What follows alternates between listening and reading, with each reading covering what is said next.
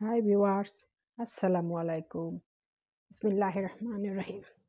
তো সবাই কেমন আছেন? আমি তো আলহামদুলিল্লাহ ভালো আছি। তাই তো আমি হাফসা ইন ইউরোপ থেকে হাফসা বলছি। তো আজকে আমি কাতল মাছ ফ্রাই করব। তো মাছগুলোকে আমি আগে ভিজিয়ে রেখেছি। তো এগুলোকে এখন আঁচড়ে ফেলে দেব।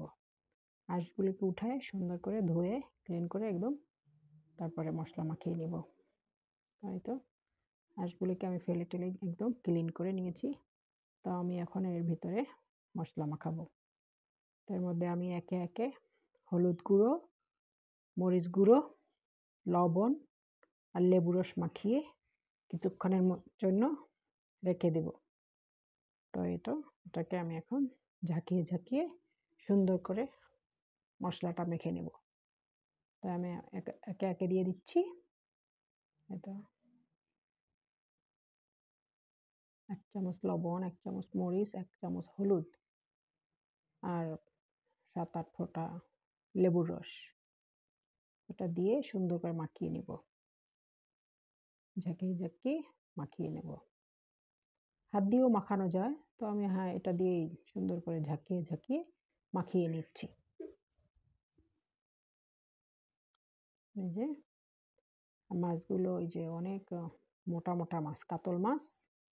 একদম 8.5 কিলোর এই মাছটা নিয়ে আসছি বাঙালি দোকান থেকে। ভালোই ছিল, একদম সুস্বাদু ছিল মাছটা। তো এটাকে আমি এখন আজকে কড়া করে ভাজবো। সবসময় আমি বেশিরভাগই কড়া করেই খাই। ওটা গরম ভাতের সাথে কি মজা! গরম ভাতের সাথে খুব ভালো লাগে আমার গরম ভাতের সাথে খেতে। মানে একদম ফ্রাই। মশলা মাখিয়ে মানে ওই যে ভাজে না আরেকটা, ওইটা না, দো পেঁয়াজু করে সেটা না, এটা শুধুই ফ্রাই একদম। সেই আর কি, পুরপুরা করে ভেজে নেব একদম। তো চলেন আমার সাথেই থাকুন, মাছটা ভেজে নিই। আমি আগে কড়াইয়ে তেল দিয়ে গরম করে নিই কড়াইটা। তো এই যে আমি দিয়ে দিলাম, এটা হতে থাকুক। আরও বাকি আছে এগুলো। এই কড়াইটা শেষ হোক আর কি, এক কড়াই শেষ হইলে আর এক কড়াইয়ে দিব, মানে আরেকটা। এই যে হচ্ছে, এটা তো শেষ। আমি এখন আবার এটাকে আর এক কড়াই ভাজতেছি। এটা দিয়ে নিচ্ছি। মাছগুলো অনেক ফুটে, তাই একটু দূরে সরে নিয়ে নিলাম। এই যে বাকিটা এটা দিয়ে দিলাম। তো হতে থাকুক। তো মাঝখানে সবাইকে একটা বলে নিই, সবাই একটা লাইক, শেয়ার, কমেন্ট, সাবস্ক্রাইব করবেন। সবাইকে অনেক ধন্যবাদ। এই তো,